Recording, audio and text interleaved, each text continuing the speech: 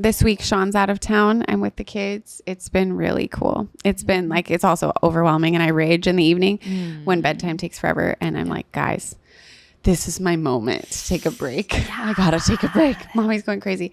No, but it's going really good. I'm implementing everything you're teaching me. Also, what I learned on this podcast from Danny, the nutritionist, I implemented immediately. No, not really. I also ate ice cream and stuff, but I did try to make some changes. So this morning I had some really healthy bread with some ghee. That was cool. And I've been shifting the kids. I did do the brown rice noodles. Oh, how'd it go? They liked them. Accepting? Yeah, they liked them.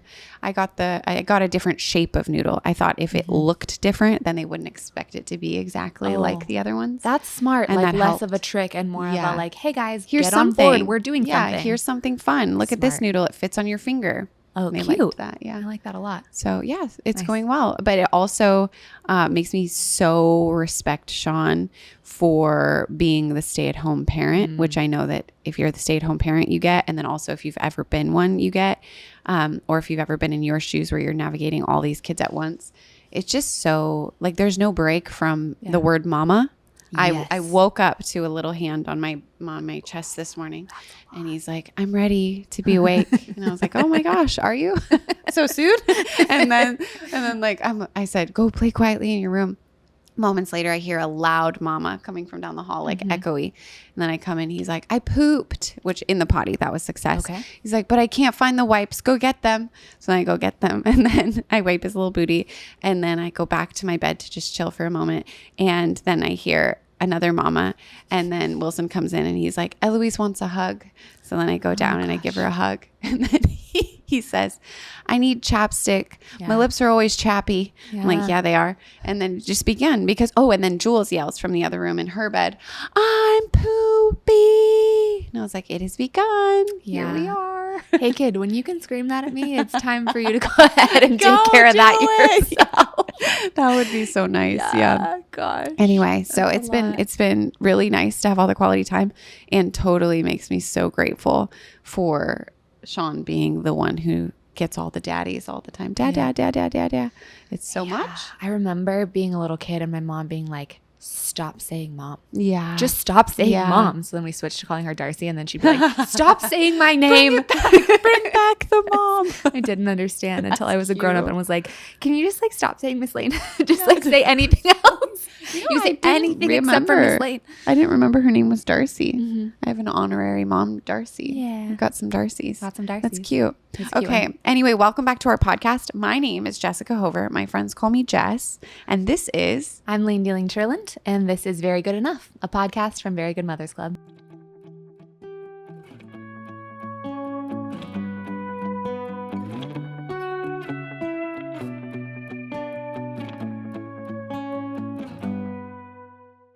And today we get to talk about something super important that I just told Lane I'm going to listen to and then run home and do. It's like very chill. Cool. Like just a quickie. Let's call it a tip or trick. Okay. I actually just like have a take on what the end game is of parenting. Okay. / like educating or like any kind of form of guidance for children. Like I got the final thing. Yeah. Okay. Yes. So I want to like zoom way super out today, which I know is everyone's favorite. Yeah. Don't worry, I'll zoom it back in because I need it to be practical too. Yeah, no, it's perfect. Like, but tell me what to do, and I'm like, I think I did. No, and it's a like, theory. No, you didn't. Well, I told you how to think. That's like someone wrote me after listening to the nutrition episode, and they were like, "Thank you for asking to describe the plate." Yes.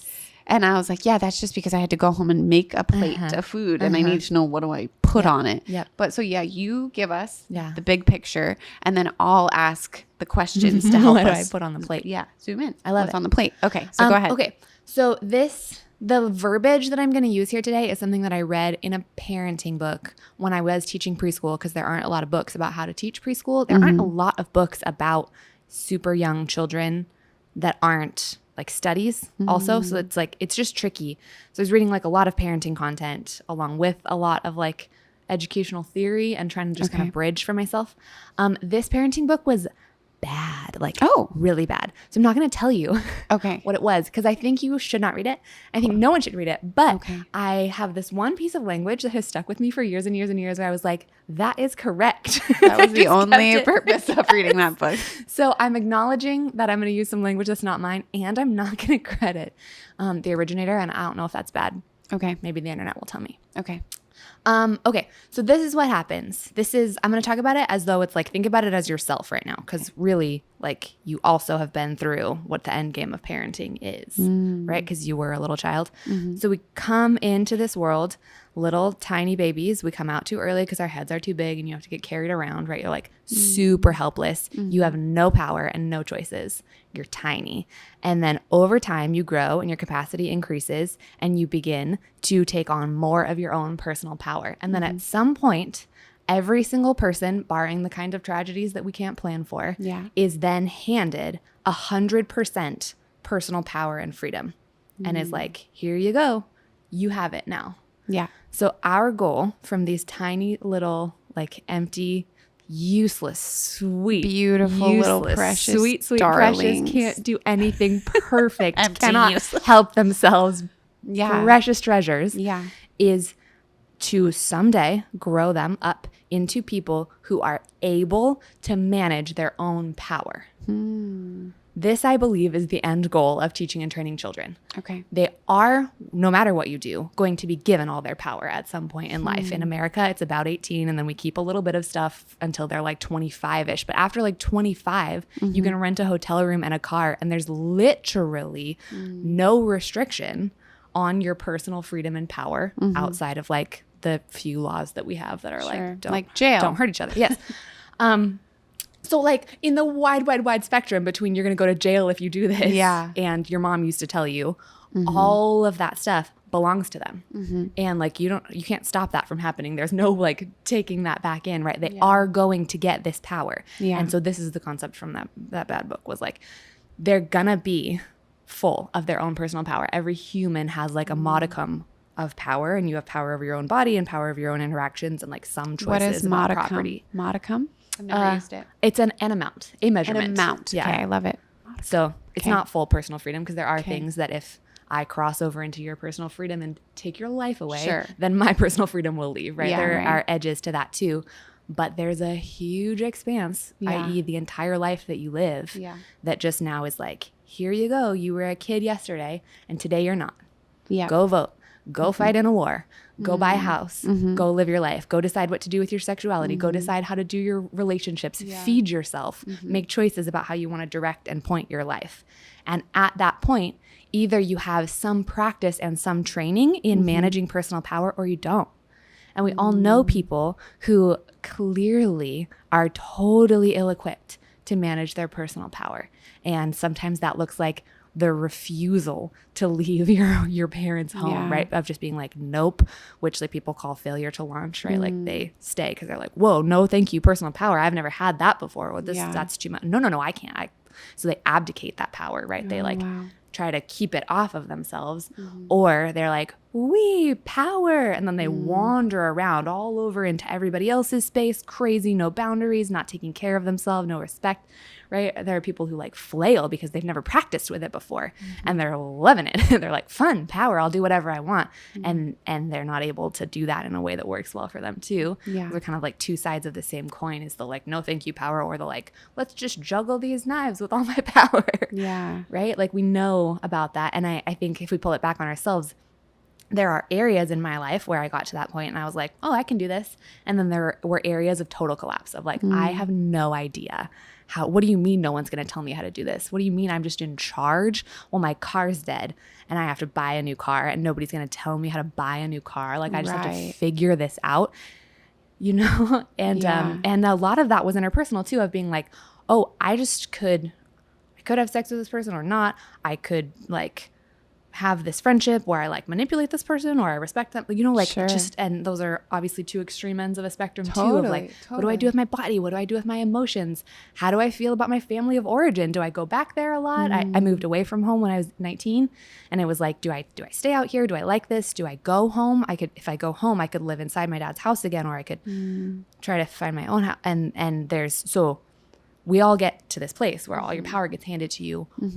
Or there are people who don't want to hand your power to you all the way, even when you are an adult, and we can feel intrinsically that that's not right either, right? Like we all can see like, that adult parent is trying to keep some of the personal power of it's that all of us moms adult who are like, child. our kids will never leave. We like them so much. And then it's like, oh yeah, that's maybe not the healthiest. Well, I mean, the love is there and that's healthy, but then the giving of their own ability to go and learn how to fly. Well, the glorious thing is they're gonna take it. You can try and keep it if you want. They're gonna think that they're ready to manage all their personal power. Sure. Well, first when they're 3, but then again when they're 15. Yeah. They're gonna be wrong both of those times. Right. And even when they're 18 and they get all of it, there's still quite a lot of brain development that needs to happen there. So we start to we see people kind of fumble with all this power and freedom and figure it out along with the forming of their prefrontal cortex, the finishing out of that front part until they're, somewhere in your 20s, you start to stabilize a little, like ideally you start to see a person take shape and like really be able to manage so much freedom. Yeah. Like when you really break it down, we have the choice about what to do with our whole entire day. If we choose badly, we will have no dollars and be hungry and stuff like that. Yeah. If we choose well, ideally we live a little bit more comfortably. And so it's a thing that you continue to grow in your whole life. But to me, when I scale all the way out and I'm like, what is happening out there? That's what it is. I'm like, okay, someday this person's going to be in charge of themselves. I need them to know how to do that. I need them to know how to respect that other people are in charge of themselves, right? And know where the edge of your own power is. I need you to be able to like feel feelings come up and make a choice about that. A person who's like run by their feelings is not in control of their power, right? I need you to be confident in making choices, because if you're terrified of decisions and you're flinching, like that's also not a person who's in control of themselves. And so for me, it's just helpful to like set a marker way out there, like have something solid to kind of come back to. Cause like, maybe I'll give this example in preschools, in school settings, kind of anywhere that there's structure, it can be really easy to be like, well, this kid needs to know how to function in this setting. So like I need them to know how to sit at a snack table for a long time. And I need them to know how to sit here for a long time. And I need them to know how to manage all these toys and whatever. And you can get real micromanagey if you're stuck in the moment that you're in, where I'm like, well, they're not prepared for preschool. But if I ask myself, like, is my goal that they function well in the structure of preschool? Like, no, that's silly. I mean, to some degree, I need them to be able to like get along here, but you can get real into the minutia of like, do this and be this now. But if I think ahead, I'm like, what is actually useful to you? Is it useful to you that you remember that like free play comes after group time and after free play comes like, that doesn't matter later, like ever. So I need you to be able to like get along in this space. But what I really need you to be able to do is like know that when transitions come, you're going to have a feeling, and that we can work on your feeling together and we can move forward. Yeah. Right. Like you need that at snack time, and you need that in the future when you're in charge of your own life. Right.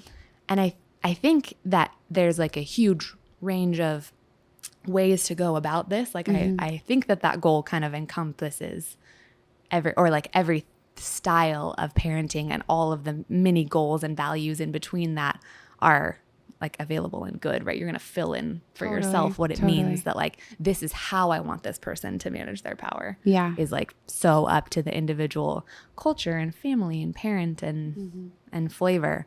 But like, they're going to be in charge of their life someday. Yeah. And how do I want them to be able to handle that? That's really, it makes sense. Because then you have your family values. So the kind of adult that you are shaping them to be or guiding them to be is going to align with what you guys believe is the type of adult we would want to be. My thought is, well, I had a lot of thoughts while you're talking, but one is, in anything that our children learn to do, in anything that they have power to do, even just the power to use their legs to walk, they're going to fall down a lot. Yeah. And maybe this is because, maybe the way I would see this is because I tend towards the perfectionism of like, learn it and don't fail, like get the power and do it perfectly. I remember living in Spain and learning Spanish, but not really wanting to speak as if I was a learner. I wanted to speak as if I was an adult who knew how to speak. And so then I stayed very quiet, because to learn a language is to fumble through a language until you get it beautifully.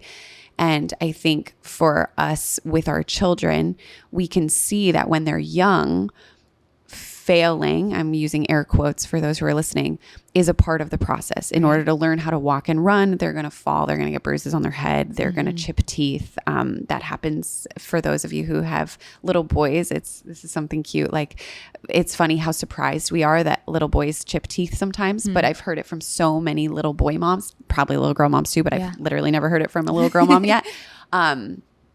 But we just know, like, oh, yep, the little guy's learning how to use all that power they have in their body to run and jump and dive and do all the things. Yeah. And then they get a little bigger and they're learning maybe potty training. They poop on the floor. Oh, yep, that's what happens. You have this urge. Now, here's what you do with the power to poop. You put the poop somewhere. And then as they get bigger, it gets a little scarier because the stakes are higher. So they have the power to drive. Oh gosh. They have the power to access alcohol. Oh gosh.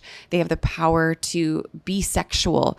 Oof. The power to make a human. Yeah. Okay. They have a power to go get a job and maybe fail at that job or choose the wrong job or something. I think where my mind is going is like, if we can create a culture within our home that embraces failure as part of the process, it then makes it a little less crazy for everybody involved, probably less pressure on you, because as the parent, you internalize this like, oh, the end goal is that they're an adult that can handle their power. Well, if they misuse their power, how does that reflect back on my parenting? If we can just understand that all of us, even Lane and I here, have power that we misuse, that we fumble through, that we choose not to use and then wish we did. That's all part of growing and learning. Even when the stakes are higher, it's this sense of like, okay, well, we're in this together, whether it's with friends or with our family, like, okay, yep, we can do this. And I think that if that's part of how our kids grow up is like, oh man, you blew it. Yep. You know what? Mom blows it too. Okay. What do we need to do to make this right? Do we need to go apologize to somebody? Do we need to clean up a mess? Do we need to pay for something we broke? Well, all these things, like, you make amends, but also failure is part of how we get to a place where we can manage power in a way that is best for the people in our lives and best for ourselves. But it is definitely like the same style of process as a little kid who's learning how to run, and he runs into the corner of this table, and then you've got a bruise and you got crying and everybody's wondering whose fault it was. And we all just are like, wah. And then like, oh, okay, power in motion. We're learning how to do that. So it's something I think of a lot, is like, how in my home can we make mistakes and celebrate the growth on the other side of them? Not put so much pressure on the outcome of what we're trying to do. Like, I want to be a great walker. I want to be a great runner, pooper in a toilet, sleeper, eater, less pressure on all of that, and more like growth is a process and we do it together. And I don't know. That's where I'm going. I love it. I love the way that you're using the body as an example, because that's one of my favorite things about life, is that sort of this like physical growth and development really is such an excellent metaphor for our internal growth and development as well. Like, it tracks so one-to-one. And I just really appreciate that, because it makes the inside part seem so much clearer to me when I'm like, well, just look at the outside part. I feel like what you're saying pairs very perfectly with we're all just practicing, which we talked about a couple of weeks ago. When you're getting more power with your physical body, it is because you have practiced a bunch of times, right? Like, crawling mobility is a kind of freedom and power that a new infant doesn't have. And then it practiced, learned how to roll itself over, and then it did that a billion times. And it did that super badly. And then it started to do it super well. And you kept moving it to the middle of the bed because you were like, you suck at this. Totally. I love you. You got to keep learning how to do this before you can have it developed space. And grew with time, which is the same thing like in your adolescence and early 20s. Some of that is like the practice of the crawling and the growth of the body. Yes. Yeah. Absolutely. Yes. And then you get the freedom to decide like how and where you want to go within the baby gate space. Because now I can like, so it's sort of like you, the adult, like an adult and a tiny, tiny child, like the adult is the manager of that baby's power. Yeah. And the power belongs ultimately by like right Sure. to that baby individual. But like we hold it because we have better information and more practice, which is always the way that I explain to children why I'm in charge and they're not. These are the things that you get to do. But for right now, like I have a lot more information than you and a lot more practice. And if I'm happy to give you some info and then you can practice and then I will let you have a little bit more power. Yeah. And then we start handing little bits of their power back to them over the course of their life. And if they do poorly with it, we say like, oh, seems like you're not able to be in control in that way anymore. So I'm going to go ahead and say that like you can play right over here. And when you're ready to treat each other's bodies nicely, you can come back over and play with the rest of us, right? That's us just like redelegating a little bit of their power back and forth like that. And they get to be in charge of more and more and more of it as they practice and as they have experience and more knowledge. I love this. I think I remember hearing of a dad of a bunch of kids. I think they had like a huge family. He was describing how sometimes parenting feels a little scary, like you're given all the ingredients to make cookies, but you're not told how to make the cookies. And then you're just sort of like throwing them in an oven and hoping that on the other side is delicious chocolate chip cookies. But like for some people it is, and for some people it's not. And it feels a little scary. I mean, his ultimate conclusion, and I think what we're talking about here is this sense that like, if the end is a chocolate chip cookie adult that is able to handle their own power, there are things we can do in between with intentionality that help guide these people into being grown-ups who can manage their own power.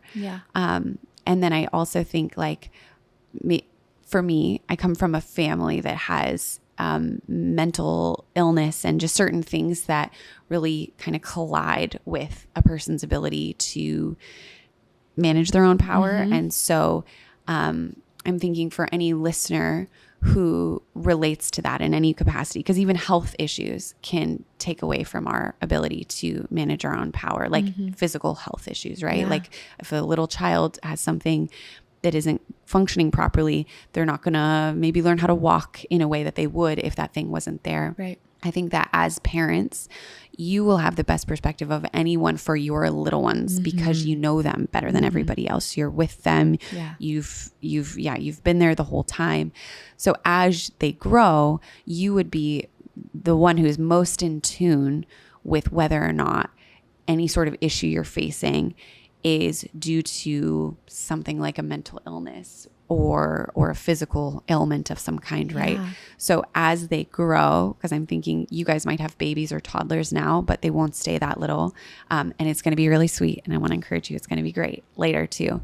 But it can be, for me, it can be a little scary imagining like the teenage years. I'm talking to Lane, the teenage years, because I have no idea what to expect. And kind of the reputation for the teenage years is like, oh, brace yourself. It's totally out of your control. But when I'm hearing you talk about this, I'm thinking, no, it's just our little babies who got bigger. And so they're now practicing with more power. And some of the stuff they're going to face is really going to suck. Just like us. We go through that too, whether it's hormonal issues or mental health issues or feelings of rejection from peers or people we care for in like a romantic way. Our little babes are growing up to encounter those things as well. And you as the parent get to be in tune with them and kind of in touch with what's going on here. Is it the normal, like, power's coming, they're falling down, but they're going to get back up and they're going to figure this out? Or maybe we need to access some outside resources to help equip them to better handle this stage. I was on a call with a bunch of moms in our community, which if you're not already a member of Very Good Mothers Club, I'd love to invite you to be a part of it. It's the best moms ever. And we were in there talking about like, what is our goal for our family? I gave everybody the opportunity to talk about like, when you think of the culture in your home, or even like the end, like your kids are grown-ups, how would you want them to reflect back on your family? Every single person agreed that what they want for their child is for them to know that they are safe and they belong with their family. No matter the decisions they make, no matter what they turn out to be like, they want to know that they are safe and they belong. And I imagine if you're someone listening to a podcast like this, that you are nodding like, yeah, that's what I feel too. if we can continue to be a safe place where our children understand that they belong and that we're going to try really hard to get them to listen, and rather than come in with our own idea of what their grown-up version self should look like, but just come in and like, okay, you kind of help me know what's this going to be like. I'm with you. Like when you plant, I'm surrounded by plants in Lane's house, but I'm thinking about that. Like these plants started as little seeds, and you create an environment where they can grow, but you don't say like, but this little branch here and branch out here and branch out there. You just go, I'm going to help take care of you, and I'm going to provide the right environment. And if you need to be moved over here so that this can grow better, we're going to try it. And if this isn't working, we're going to try that. But ultimately, they're the ones growing. You're providing the place for them to feel safe and belong and grow into whatever that seed is becoming. I think that takes away some of the intensity as well, where it's my goal here is to just help you know that you're safe and loved and healthy. And I will do whatever I need to do as your parent to make that possible. But then you, little one, have the power inside of you, and you're going to get to see something really special happen when year after year you grow. And then we just figure it out together. Absolutely. I obviously, like, I'm a toddler specialist, not a teenage specialist, but developmentally, in terms of like personality or like self-concept development, there are really parallel things happening. Like we make these jokes about like three-nagers and like 2 is like 15 and 3 is actually like 16 and stuff like that. But because it actually kind of is, like we've talked a super ton, and you could go back and listen to plenty of toddler episodes if you want to hear me like really expand about this, but about how what a 2-year-old is doing is like, it's the first moment of differentiation where they realize like, you are you and I am me. And that means that I'm separate from you. So now I have to find out what I am and where the edges of me are. And there's this thing where they come back close to see if they can be the same as you again. And then they stretch as far as they can to see like, how far away can I get? And then they come crashing back into you because they're like metaphorically trying to find the edges of themselves. So they're bumping into stuff and they're stretching and they're pulling because they're trying to find out like, what does it mean that I am? They have this like moment in their brain where literally like they open their eyes and the world is different because they're like, whoa, I'm me. And it's terrifying and it's super exciting. And that exact same thing happens in the 14, 15, 16 zone, where they're suddenly like self-aware in a new way and they can feel that freedom coming. And they must differentiate from you in order to know who they are in a way that is separate from you, because they are separate from you. And that's like super right and super good. And that differentiation can be subtle and calm. It also can be terribly tumultuous. And so in the way that I talk about 2-year-olds, where like, you have to be the sea cliff and think about them as this wave that like stretches all the way far away from you and then comes back crashing in, and you just get to be there with your beautiful, solid, safe, unmoving arms stretched out, knowing like this is a little wave and I'm the safe place for you to come crash these emotions into. I'm not going to change the boundary. I'm still here to show you the edge of your personal power. That's the edge. Because that's where my personal power starts. That's where somebody else's like, oh, there's the edge of you. And just knowing that like, that's what's happening. So you get to like welcome and care for them and be that sort of safe harbor. Metaphorically, it's really that same position when they're teenagers of saying like, yes, stretch away, go differentiate, figure yourself out. Oh, actually that's the edge of their power. And like the kind of depersonalization of knowing that like, the intensity of the behavior that they're bringing to you is representative of how they feel inside. It's not like rage pointed at you. It's like a big expression of I'm having a huge, big feeling. I feel that we're getting really good in parenting at talking about toddlers like big feelings. Many thanks to Big Little Feelings for like really spreading that verbiage out. I think it's really, really useful. You need it again when they're big.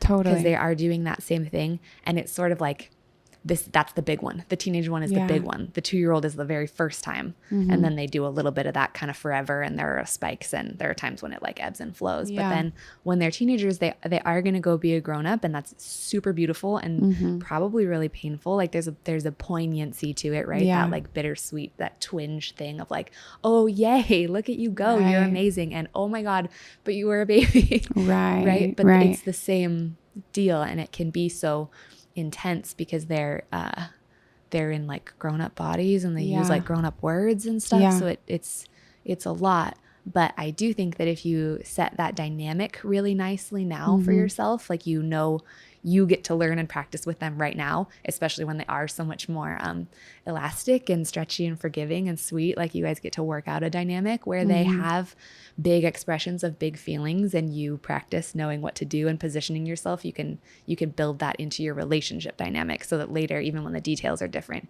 you guys still kind of remember and know how to do it because you've been practicing together this whole time. Yeah. Yeah. That's so good. I remember I was in some sort of lecture. I don't even remember what the topic was, but the guy was talking about how friends care about what friends care about. And he was talking about the need in relationship to care about what the other person is caring about, even if inside of you, you're like, this has never been my thing. Like I thought is like, I've never cared about skateboarding pre Sean Hover in my life. Now I care a lot about skateboarding. It really applies to our kids as well. So when they're little and they're caring about magnet tiles and they're building them into a car garage. Sorry, I hit the microphone. They're building them into a car garage. We have opportunities to care about those things, even when we're actually thinking about dinner and maybe we're underslept and maybe we're trying to figure out how to provide this month. But it's these steps of caring about what they care about as they grow, because in the years that Lane's talking about, where it's a little bit more fragile and where there's a lot of this feeling like, but you don't understand me, mom, or dad, you don't get it. As much as we can give ourselves to caring about what they care about over the years and building that into the relationship, I think that during that time, I'm not there yet. My oldest is 8, but I think about this a lot. And we were teenagers. So, I mean, you guys, you remember some of the feelings that you experienced towards your parents. That's something that I'm trying to implement now, kind of as I prepare for these older years where misunderstanding seems to be a lot more prevalent. Just that they would know that we do care. And I think also realizing that they're going to be in this harder time of like, they're adults and they're kids and they're trying to figure that out. And it's really important that we give them opportunities to exercise that power and also maybe help build frameworks where they can do that within some sense of safety. You see that in like families who really value sports. And so they are all a sports family because it gives them power to use their skills and bodies and a sense of identity outside of their family identity. But then at the end of the day, they're still, I don't know, not doing drugs and not drinking and, the certain things that you hope for a teenager, right? So I don't know, just care about what they care about. And as they grow, maybe look for the opportunities where you can give them power moments. And safety is almost like, here's your backyard, but there's a fence around it. So you have freedom to run and play. But also you can't escape and no bear is going to get in. Right. And we practice these things now because what we want them to do is internalize them, right? So like you practice, here, use your freedom within this space. Oh, you crossed over that space and it got tricky, wasn't it? It was gnarly out there. Come on back over and like practice that again because all of your fences will be gone.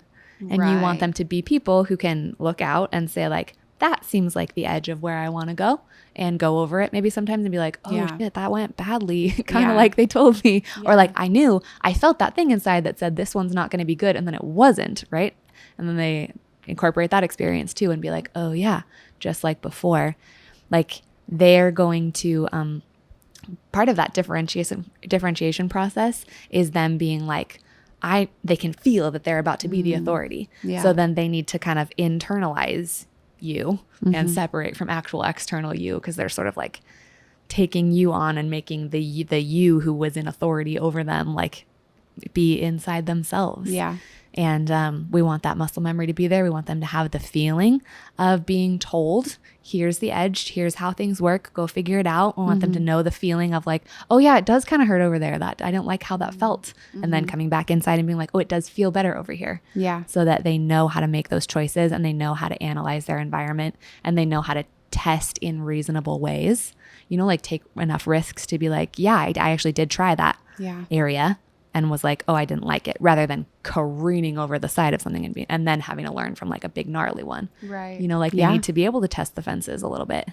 Definitely. And taste for themselves how that works. That's how they build self-trust in there too. And I guess maybe we could end the conversation too by talking a little bit about how this affects us. Yeah.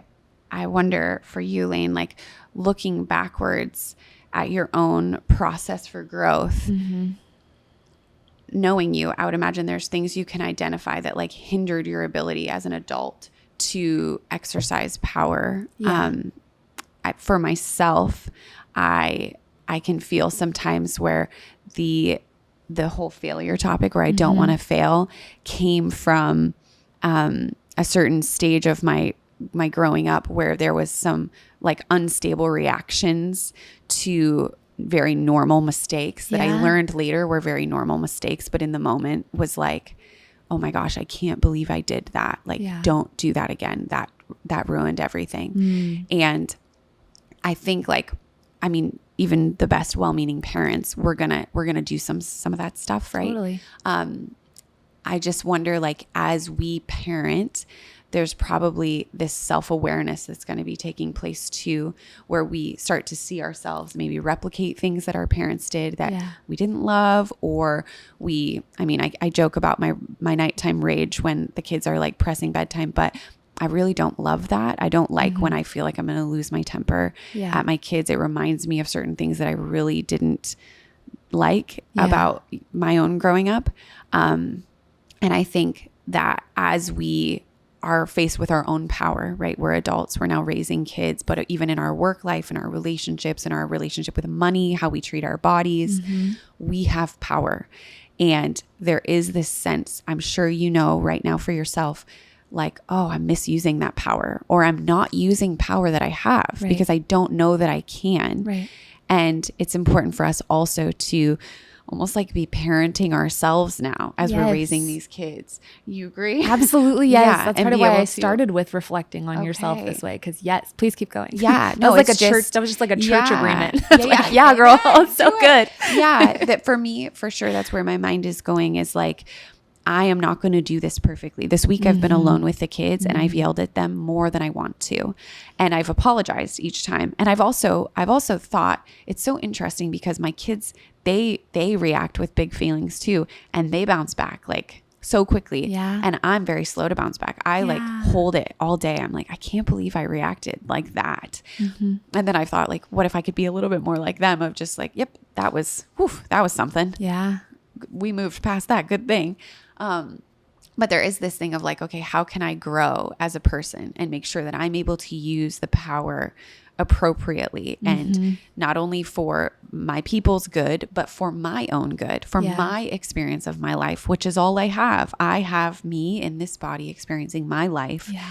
If I am not using my power for my own good, what am I doing? What a waste. And so, as we think about our children and helping them to use their power, there may be opportunities for us to make changes in our life and look around. And it could be even just temporary, like, wow, in this stage of my life, for whatever reason, I'm eating for comfort, or I'm not moving my body anymore, even though I know that I love it and I should, or I'm drinking too much, or I'm spending too much, whatever these things are, that it's power going out from us in a way that feels out of our control. What can we do to bring it back into control and make sure that it's helping us? And I know that one thing we offer you guys is we have calls that we do within our community on the 4th Tuesday of the month. And sometimes these calls get vulnerable and people share what they're really going through. There's a lot of power in getting into a space where people can just nod in agreement. Like, yeah, I felt that too. Or somebody shares with something and someone else in the group is like, well, that's not my exact struggle, but I relate to those feelings. And here's how it looks in my life. And the sense of like, oh, I'm not alone. And just that, the admission of what's wrong and the encouragement that you're not by yourself in it, gives you some power back to like, okay, I can do this. I can make the change I want to make. So that's where my mind is going twofold. I love it. I feel so completely enraptured by what you're saying right now. I sort of forgot that I was even here. No, you you did this to me. This is so good. Involved. Yeah. This is so good. It's so good. Oh, I felt like I had something to be like, but I think that's just perfect. That's just perfect. We're out here in the end game. We've done it. Oh, I know what it is. Oh, tell us. Hearing you talk about the pieces that are hard for you in managing your own power, I hope could be really comforting to other parents in being like, if your child turned out like Jessica, wouldn't you be so delighted? That's right? so Like that would be nice. amazing. That's so and nice. there are all these ways where you can identify like my parents worked really hard and there were some gaps here and I struggled with these kinds of things True. because of those gaps, but I'm strong in this way because of those gaps. True. And like what a reasonable level of very good enough parenting, right? Exactly. And here you are, beautiful, excellent, thriving. Thank like, you. Wouldn't you be so delighted if your kid was like this? That's so nice. And Thank you. all you have to do is like a good enough job. Yeah. And Yeah. Please only do a good enough job. Yeah. Because if you're striving to do a perfect job, you're not gonna. No. Because nobody is. No. And you're And just that's gonna okay. really struggle during this process. yeah, your kid is a person and they're Yeah. going to live a person's life Yeah. as an adult person, being like, my mom was so great in these ways and I do all this cool shit because of my mom and I'm like Totally. powerful in these really thoughtful ways and I have a lot to overcome. My mom actually wrote me a card once in reference to her own mom. I hope I can quote this correctly because it was so beautiful. She was talking about how her mother gave her much to overcome and more to live by. Oh. And I think that's really powerful and beautiful. And you also, you get to, and you must respect that there are going to be people out there in the world just like living their lives. And so you do your best and mostly you just be with them and Yeah. you be really connected to them and reconnect with them when you have a rupture. Yeah. And like, that's kind of it. Yeah. Yeah. That's great. Yeah. Cool. Thank you. So now we know the end goal. Let us know how you're doing it. Let us know. I would love to hear like, what are your family values? When you hear all of this, what comes to mind for you? Yeah. And how do you see yourself implementing this? So we can all be very good enough together. Just good enough. That's perfect. Okay. We love you. You're doing great. And we'll see you really soon. Bye. Bye.